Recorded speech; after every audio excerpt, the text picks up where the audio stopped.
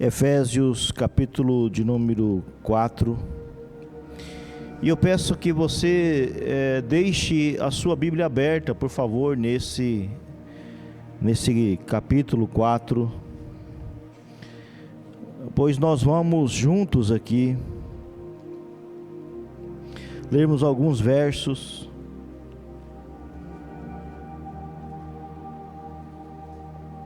desta palavra. O nosso tema de hoje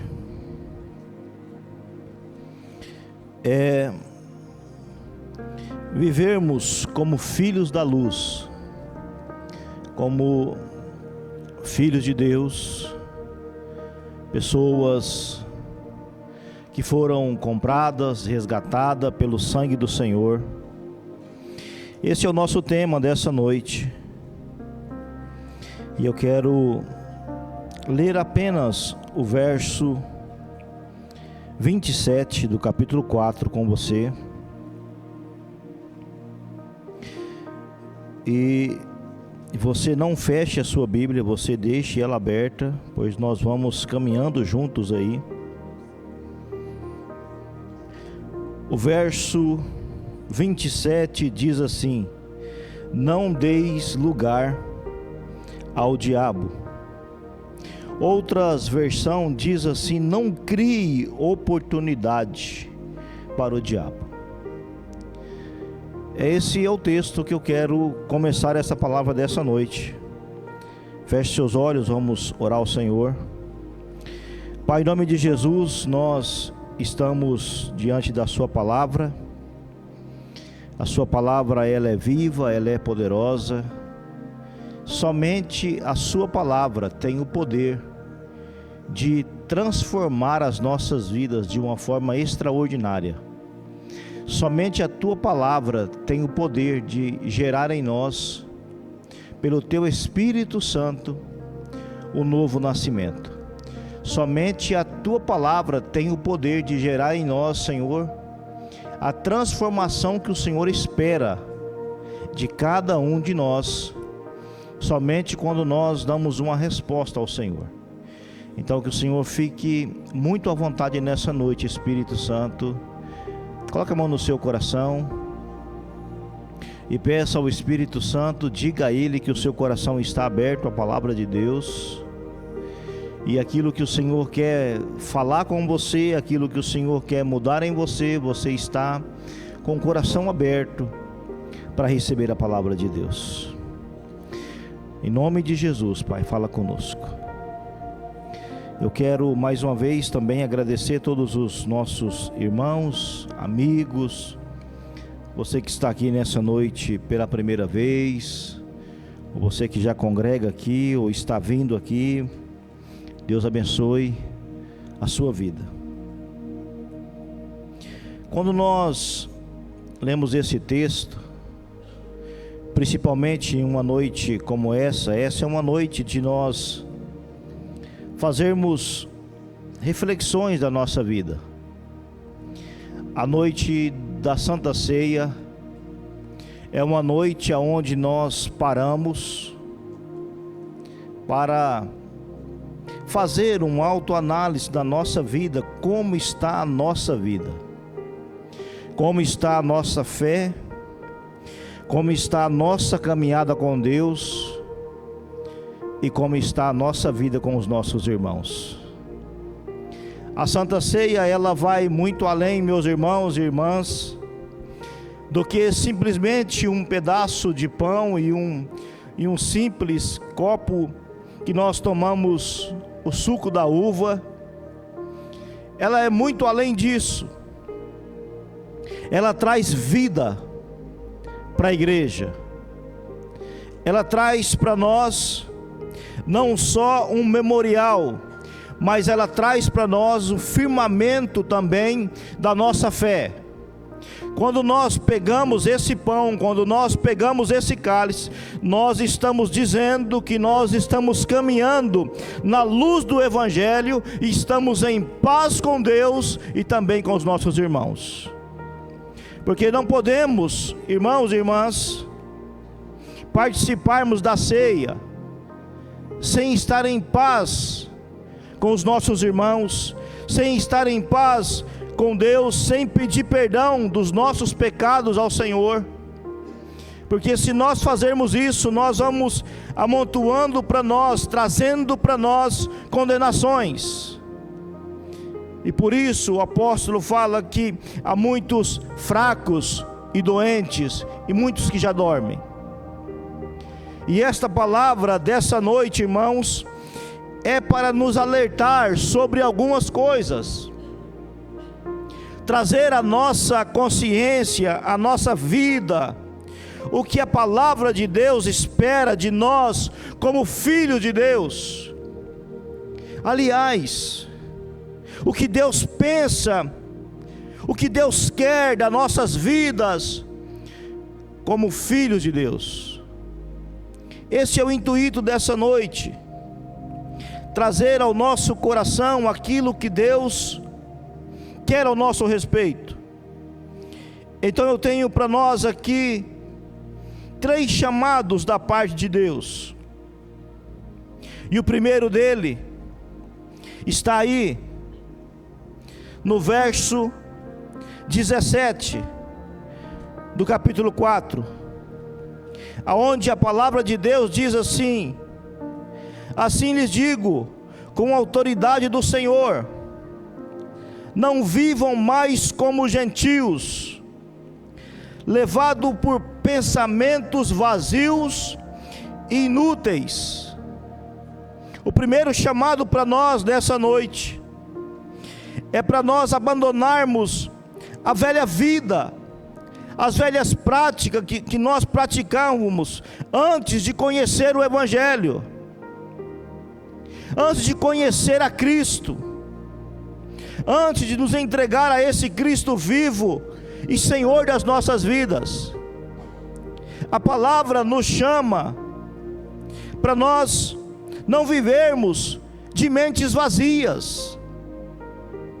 Preste muita atenção nisso, irmãos, porque muitas vezes uma mente vazia, sem estar ocupada pela palavra de Deus, é um campo aonde o inimigo das nossas almas encontra espaço para trabalhar nas mentes.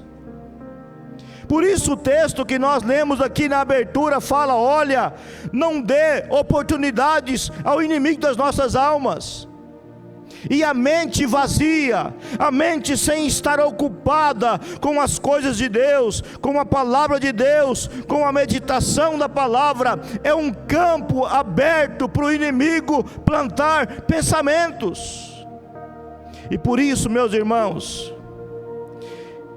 encontramos tantas pessoas com pensamentos como esse da palavra, vazio e inúteis. Às vezes você escuta as pessoas falando alguma coisa e você pensa: não é possível que a mente da pessoa foi levada a isso. Mas quando nós lemos a luz da palavra, nós descobrimos o porquê. Porque essa mente está vazia, essa mente não está sendo ocupada pela palavra de Deus. Essa mente está aberta a tantas outras coisas, menos a palavra de Deus. Então se torna um campo propício a pensamentos errados, a pensamentos suicidas, a tantas coisas. O conselho para nós aqui nessa noite é: precisamos ocupar a nossa mente com a palavra de Deus. Precisamos deixar que a meditação do dia, aquilo que nós estamos lendo, aquilo que nós estamos nos preparando, aquilo que nós estamos meditando, fique aqui dentro da nossa mente. Mas há uma segunda verdade aqui nesse texto também, que além dele falar dos nossos pensamentos, também ele fala do coração endurecido. Veja que no verso 18, eu quero que você acompanhe comigo as leituras. A mente delas estão mergulhadas na escuridão, andam sem rumo. Irmão, quem não tem um pensamento dirigido pela palavra de Deus, anda sem rumo. Preste bem atenção nisso. Quem não tem o coração e a mente dirigida pela palavra de Deus, anda sem rumo. Mas pastor, o que é isso? É a palavra de Deus. Alienados da vida de Deus. O que isso quer dizer? Não tem nada da vida de Deus, pois são ignorantes e endurecidos de coração. O coração fica endurecido, irmãos. Quantas pessoas ouvem a palavra, ouvem a pregação, ouvem o evangelho, mas nunca abrem o coração. Aliás, Jesus sempre está do lado de fora, está batendo, dizendo: olha, deixa eu entrar. Isso daqui, irmãos, traz para nós refletirmos como está o nosso coração. Será que o nosso coração, ele também não está endurecido em relação a algumas coisas que Deus vem falando conosco? Será que o nosso coração não está endurecido em relação a algumas palavras? Nós pegamos alguma delas e outras nós não pegamos. Então há um conselho para nós aqui, meus irmãos. Precisamos ver como está o nosso coração. Se o nosso coração não está endurecido para o Senhor, para a palavra de Deus, porque tudo isso, irmãos, dá lugar, abre espaço para o inimigo das nossas almas destruir a nossa fé. Lembre-se que o tema dessa noite são filhos da luz, e nós precisamos viver como filhos de Deus, filho dessa luz que ilumina as pessoas. Então nós precisamos saber como está o nosso coração, na nossa vida. Veja o verso 25 comigo também. Vamos juntos no verso 25. Há mais uma coisa que nós precisamos abandonar. Portanto, abandonem a mentira e diga a verdade ao seu próximo. A mentira não pode fazer parte da nossa vida. As coisas que não são verdadeiras, elas não podem fazer parte da nossa vida. E quantas vezes as pessoas enganam a outra para levar uma vantagem, quantas vezes as pessoas mentem para outra para parecer bem. Irmãos, o conselho para nós aqui é: não podemos viver na mentira, precisamos abandonar a mentira. Há mais uma área, no verso 26. Olha o que diz o verso 26. E não pequem ao permitir que a ira os controle. Todos nós, em um momento ou outro da vida, nós ficamos irados. Todos nós. Por mais pacífico que seja alguém, em algum momento ele vai ficar irado. Mas qual é o conselho aqui? Não podemos deixar essa ira controlar a nossa vida. Não podemos viver irado. Irmãos, escute essa palavra. Às vezes o coração, nós estamos caminhando em uma linhagem: pensamento, coração, palavras que não são verdadeiras. E muitas vezes pessoas estão sempre iradas, Tem pessoas que vivem o tempo todo, você não sabe como chegar nessa pessoa, você não sabe como conversar com essa pessoa, porque sempre a pessoa está espinhenta, sempre está irada. E isso não é vontade de Deus para nós. Não podemos deixar, ele vai concluir aqui dizendo que não podemos deixar o sol se pôr. O que ele está dizendo, irmãos? As coisas que acontecem no dia a dia, às vezes você, no momento da ira, você falou algo, você fez um gesto, fez alguma coisa, antes que o sol se ponha, você precisa consertar, para não dar lugar ao diabo. E muitas pessoas, irmãos, vão deixando as coisas acontecerem. Ao primeiro momento parece que não aconteceu nada, ao primeiro instante parece que está tudo bem, não consertou hoje, não consertou amanhã, e parece que está tudo bem, mas lá na frente, quando explode, não tem mais conserto. E eu pergunto por quê? Porque não tratou antes do sol se pôr. Quantas pessoas, olha para mim, deixa eu dizer isso para você,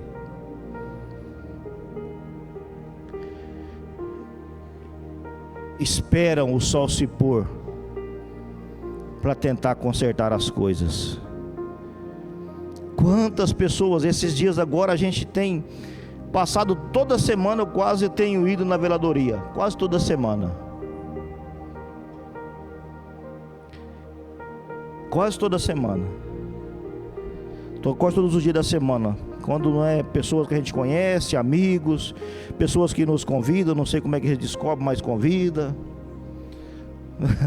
Vocês dão risada, né? Porque não é vocês, né? E a gente vê o desespero das pessoas.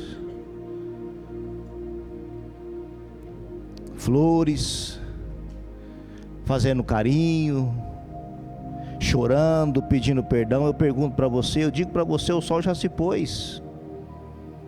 Já foi, querido. Já foi. Por quê, pastor? Primeiro, porque não ocupou a sua mente com o pensamento da palavra de Deus, com coisas de Deus. Endureceu o coração em algum momento da vida, endureceu e disse, não, aqui é do meu jeito, ou senão não vai ser. E aí a palavra de Deus vem nos aconselhando nessa noite, dizendo para nós, olha, não deixe o sol se pôr, não deixe as coisas para amanhã. Por quê? Porque isso tira a nossa paz, tira o nosso sossego. Mas veja comigo também no verso 29.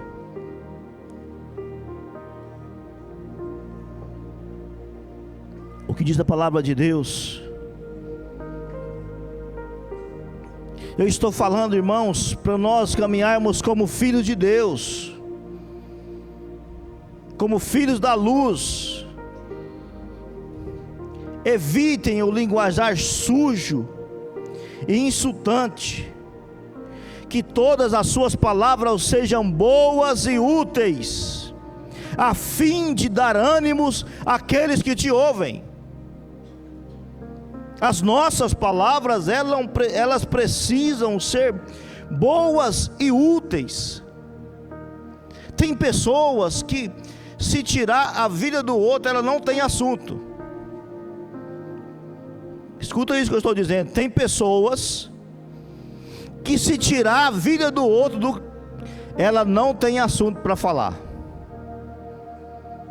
O assunto dela é só em relação ao próximo. Ela não tem outro assunto. Então temos que ter cuidado com o nosso linguajar, com as nossas palavras. Sabe, irmãos, a gente tem que filtrar algumas palavras que a sociedade fala, mas nós somos filhos de Deus, não andamos por esse caminho. Sabe aquelas palavras sujas, feias, que eu não posso pronunciar aqui, mas a gente ouve na boca dos crentes, dos que se dizem filhos de Deus? Qual é o conselho para nós aqui? Não, meus irmãos, as palavras dizem que nós temos que ter palavras de ânimo, palavras que ajudam o próximo, um linguajar que agrada a Deus, como filhos de Deus. É tão bom quando a gente começa a conversar e alguém olha para a gente assim e diz assim: você é crente. Mas por que você sabe que eu sou crente? O seu jeito de falar é um jeito de crente. Isso é maravilhoso. Então a gente precisa caminhar por esse caminho como filho de Deus. Mas há um segundo chamado para nós. Esse primeiro é para a gente abandonar essas coisas, essas práticas da velha vida. O segundo chamado de Deus para nós é para nós aprender com Cristo. Veja o que diz o verso 20: mas não foi isto que vocês aprenderam de Cristo. Irmão, a maneira que você está vivendo, aonde você está aprendendo? Com quem você está aprendendo? Quem é o seu mentor? A vida que você está levando, a forma que você está conduzindo a sua vida, com quem você está aprendendo? O conselho para nós aqui, o chamado para todos nós aqui, esse chamado para nós hoje é: vamos aprender com Cristo. Aleluia. Diga para o seu irmão: vamos aprender com Cristo, meu irmão. Para aprender com Cristo, precisamos abandonar atitudes que ferem a comunhão com Deus e com o próximo. Repita comigo: para aprender com Cristo, é preciso abandonar palavras, ações que ferem a Deus e ao meu próximo. Dá uma olhadinha para o seu irmão aí agora. Nós precisamos aprender com Cristo. Ele começa aqui no verso 20 dizendo para nós: olha, aprendam com Cristo, abandonem todas essas coisas que nós já listamos aqui, e muitas outras que ainda estão listadas aqui. Por quê, irmãos? Porque precisamos todos os dias lutar contra essa velha natureza. Todos os dias, meus irmãos, nós precisamos lutar contra o velho homem que mora dentro de nós. Esse infeliz não morre, irmãos. Esse infeliz que mora dentro de nós, vira e mexe, ele põe a mão para fora e fala assim: você vai aceitar isso daí? Muitas vezes ele vai chegar e dizer para nós: não, moço, para que, rapaz, você vai levar isso para a sua casa? E por outro lado, nós temos agora, levante as suas mãos em nome de Jesus, nós temos a natureza de Cristo em nós, aleluia. Somos novas criaturas, vivemos para Deus, somos filhos de Deus. Comece a declarar isso, meu irmão, em nome de Jesus. Vivemos para Deus, somos filhos de Deus, somos filhos da luz. Embora às vezes nós erramos, mas não permanecemos no pecado. Glória a Deus. O pecado não é a prática da nossa vida. O pecado não é a prática da nossa mente. A nossa mente está agora ocupada pela palavra de Deus. E cada dia mais nós vamos sufocando esse velho homem. Enquanto, meus irmãos, nós estivermos aqui na terra, vamos ter que lutar contra o velho homem. Não existe uma mágica. Enquanto nós estivermos aqui, nós vamos ter que sufocar esse velho homem nas nossas vidas. e pedir ao Espírito Santo cada dia que nos ajude. O terceiro chamado para nós é para nós vivermos a cultura do reino de Deus. Qual é essa cultura? O que Deus quer de nós? Que nós sejamos pessoas bondosas, pessoas que têm compaixão das outras e pessoas que perdoam, como Cristo nos perdoou. Nenhum de nós teríamos o direito do perdão, mas Cristo nos perdoou. E assim nós agora também devemos perdoar uns aos outros, porque o desejo de Deus, meus irmãos, leia comigo aí o verso 23 agora.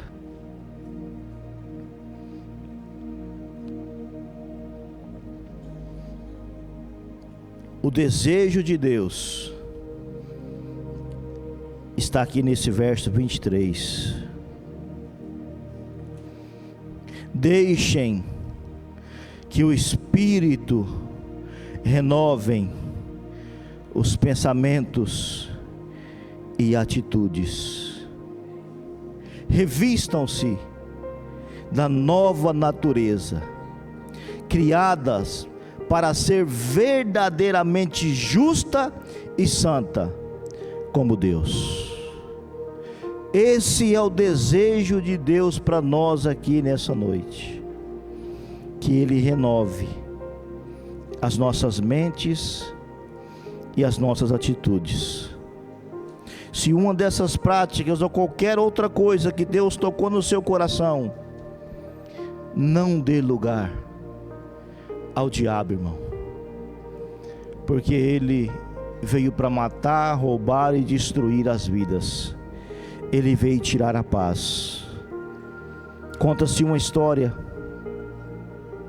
de um homem muito arrogante, muito autossuficiente, que se achava muito importante. Construiu na cidade uma linda casa. A casa mais bonita da cidade era a casa desse homem. Todos que passavam por ali admiravam aquela casa e diziam: como é bonita essa casa. Um certo dia chegou um senhor muito simples e disse assim: me venda essa casa. E ele disse: sim, eu vendo. E já pensou como ele poderia fazer para levar vantagem naquele negócio. Colocou um valor 3 vezes mais do que valia aquela casa. E aquele senhor disse: não, esse valor eu não pago, é muito dinheiro. E o senhor foi embora. Na próxima semana lá vem o senhor de novo e disse a ele: por favor, me venda essa casa. Ele disse: não, não vendo. Aliás, só vendo se for aquele valor. E o senhor disse: não, não dá para mim. O senhor foi embora. Voltou um mês depois e disse para ele: por favor, me venda essa casa. Ele disse: sim, eu vendo, mas o valor é aquele. E o senhor disse para ele: olha, eu não posso te pagar o valor que você quer, mas eu te dou a metade desse valor, para você deixar eu pôr apenas um prego. Pode ser atrás da porta da casa, um prego apenas. Aquele homem muito arrogante, amante do dinheiro, diz: fiz o melhor negócio da minha vida, o que vai ser um prego? Ele diz: tudo bem, pode colocar o prego. E aí ele escolheu o local, colocou atrás da porta, assinaram um contrato muito bem feito. E o senhor foi lá e colocou o prego e foi embora. Passou uma semana, lá vem um senhor com um gambá morto e disse para ele assim: eu preciso usar o meu prego. Como assim? Lê no contrato, o prego é meu e eu tenho todo o direito de colocar o que eu quero nesse prego, ou senão você vai ter que me dar essa casa, está aqui no contrato. E o homem disse: tudo bem. Colocou o gambá morto. Aquela casa ficou com um cheiro insuportável e ele não poderia tirar de lá. Passou-se os dias, a mulher foi embora, os filhos foram embora. Lá vem o senhor novamente e disse para ele: me venda a casa? E ele, revoltado, disse: sim, eu vendo. E o senhor pagou o preço que ele quis naquela casa. Muitas vezes o inimigo das nossas almas precisa apenas colocar um prego para destruir as nossas vidas espirituais. Cuidado, meus irmãos. Cuidado com as concessões que a gente tem abrido na nossa vida, porque o inimigo das nossas almas não está de brincadeira. O inimigo das nossas almas está todos os dias buscando uma oportunidade, principalmente, irmãos, no velho homem que existe dentro de nós. Ele é oportunista e o diabo não tem misericórdia. Por isso eu quero dizer para você: não dê lugar ao diabo. Não entristeça o Espírito Santo de Deus, porque quando o Espírito Santo de Deus sai de uma casa, acabou para aquela casa. Quando o Espírito Santo de Deus sai de uma casa, meus irmãos, só resta ruína e tristeza. Mas que nós, eu e você, possamos viver esse verso 21. Deixem que o Espírito de Deus renovem os seus pensamentos e atitudes e revistam-se da nova natureza, criada para verdadeiramente justiça e santa com o nosso Deus. Eu quero te convidar para a gente ficar de pé.